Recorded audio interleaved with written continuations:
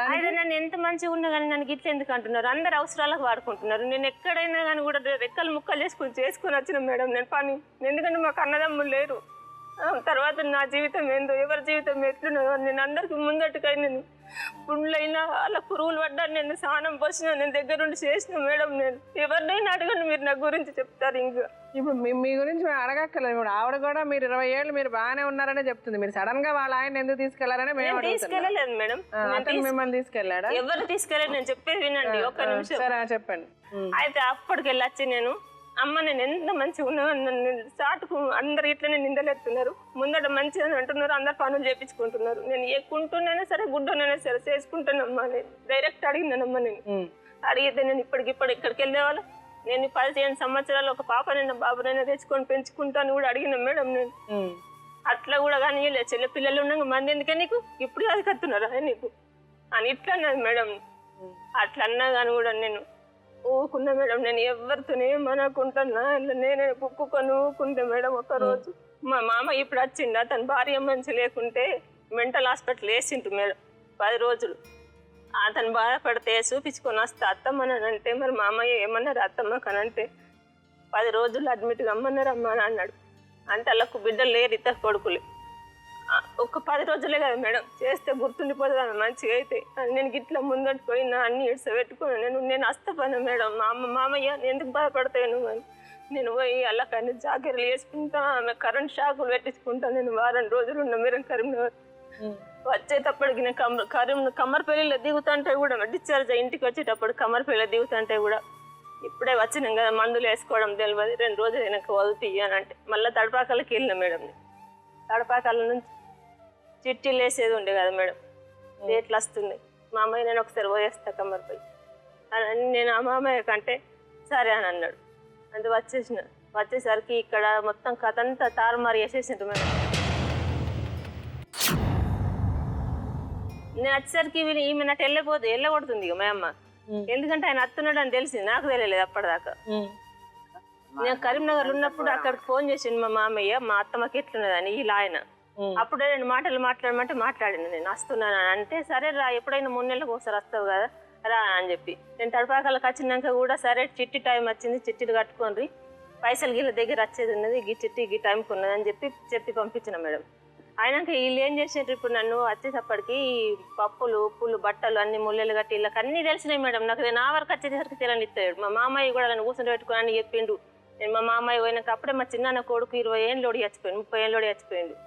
నేను మా ఆమె దగ్గర వండుకుంటా పెట్టుకుంటా బాధల్లో ఉన్నారని నేను అక్కడనే ఉంటే మా మామయ్య వచ్చినప్పుడల్లా ఇళ్ళతో ముచ్చట పెట్టాలా పోవాలా, ఇళ్ళతో ముచ్చట పెట్టాలా పోవాలా.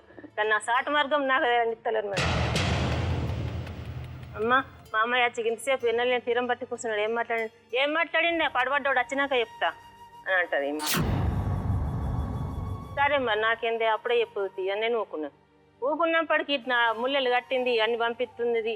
ఇవన్నీ సిలిండర్ బుడ్డి కూడా నేను రాకముదలే పంపించింది. ఇంకో ఎంటి బుడ్డి ఉండాలా ఏమైంది మనది అని అంటే యారాలు లేదని చెప్పింది పంపించమన్నది. మీరు నాతో ఏం చెప్తున్నారు? అసలు ఏమైందో ఏం జరిగిందో కనుక్కుందామని వెళ్ళామంటారు. ఎందుకు కనుక్కుందామని వెళ్ళారు మీరు? అబద్ధాలు మాట్లాడదు. మీరు ఆమె ఫిక్స్ అయ్యారు, చేసుకుందామని వెళ్ళారు. మాట్లాడండి, కరెక్ట్గా చెప్పండి. ఇప్పుడు వెళ్ళి మీ మామని అడిగారు, తర్వాత పిలిపించారు, గుడికి వెళ్ళారు, వచ్చారు. అవును, మీరు ఇంకొక ఆమెను పెళ్లి చేసుకుంటానంటే ఆవిడ 10 మందిని తీసుకురాకుండా ఒక్కతే వస్తుందా? అక్కడ ఎవరికైనా కడుపు మండుద్ది కదా, తెచ్చుకోండి. మన జనాలు గల్లబట్టి లాగొచ్చు మేడం. నా పెద్ద పాప ఉంది మేడం, ఆమె కూడా చేసుకున్నాను కిలోమీటర్ దూరం వెళ్ళిపోయింది. వెళ్ళిపోయింది, నాకు అవసరం లేదని. అవును, ఇలా పెద్ద అడుగు రాసిన ఆయన వచ్చింది మళ్ళీ ఎందుకు వచ్చి చేసుకున్నావు అదే అడుగుతున్నా.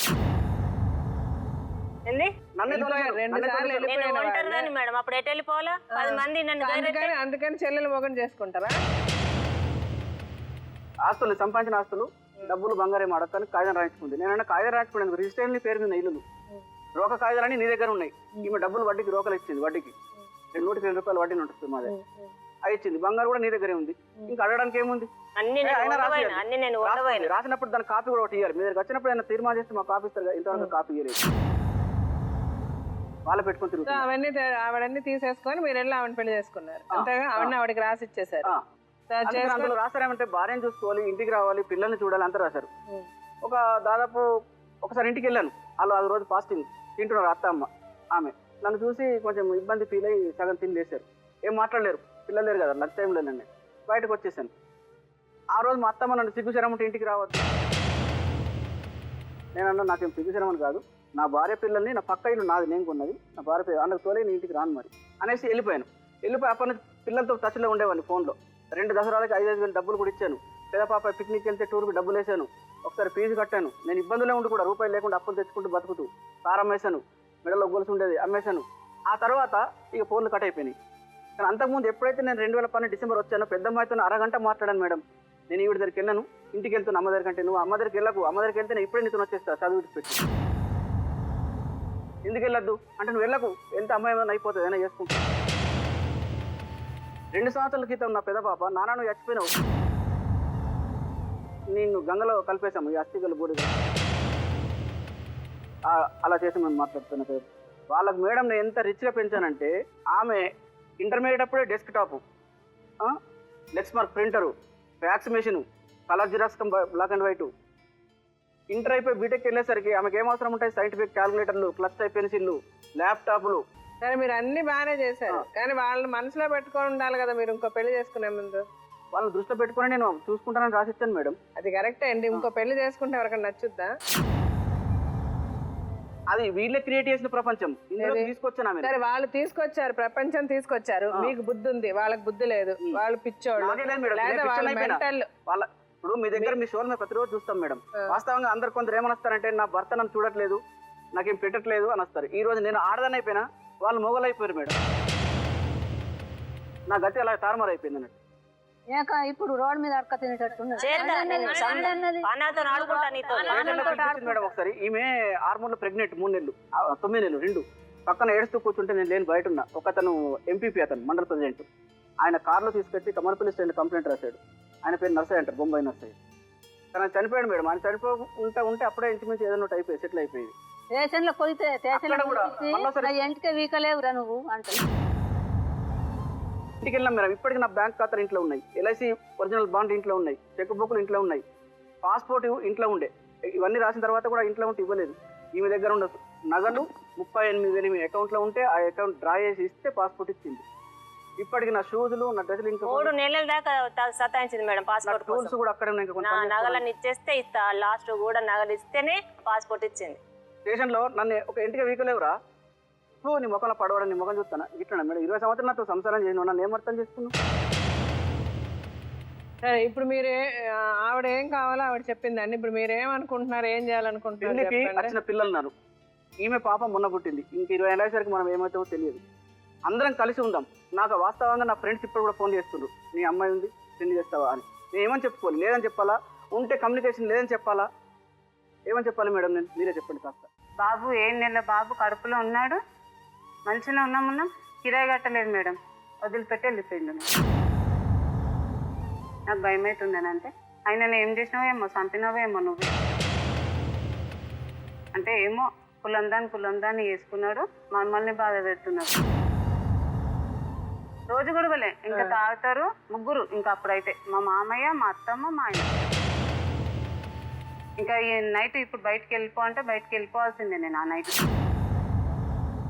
మంత్రం చేసేసుకొని మంత్రం వేసేసి మిమ్మల్ని ఏదో చేసేస్తారని వెళ్ళిపోయారు. ఏమైనా అర్థం ఉందా? ఇలా ఎక్కడైనా జరుగుద్దా ఈ మంత్రాలు వేయడం, ఏదో చేసేయడం? నేను కూడా నా బిడ్డ లెక్క చూసుకున్నాను మేడం. ఆమెను ఒక మాట తిట్టకుండా పని చేయకుండా ఒక మాట అనుకుని ఇంట్లో. ఇలా మీ ఇద్దరు ప్రేమించుకుని పెళ్లి చేసుకున్నారు అనేటటువంటి మాట మనం ఉపయోగిస్తే కనుక చాలా నిజమైనటువంటి ప్రేమ పెళ్లికి మనం అవమానం కలిగిస్తున్నట్టు. అతనికి చూస్తే అతని తాగుడు తప్ప ఇంకేమీ తెలియదు. నువ్వు ఏం చూసి మరి అతను లవ్ చేసి నువ్వు పెళ్లి చేసుకున్నావు మాకు తెలియదు. సో చేసుకున్న దానివి 4 పిల్లల్ని, కానీ నీకు ఆ కాపురాన్ని ఎలా కాపాడుకోవాలన్న జ్ఞానం లేకుండా నువ్వు వెళ్ళి 2 సంవత్సరాలు వేరే మీ అమ్మ ఇంట్లో కూర్చున్నావు.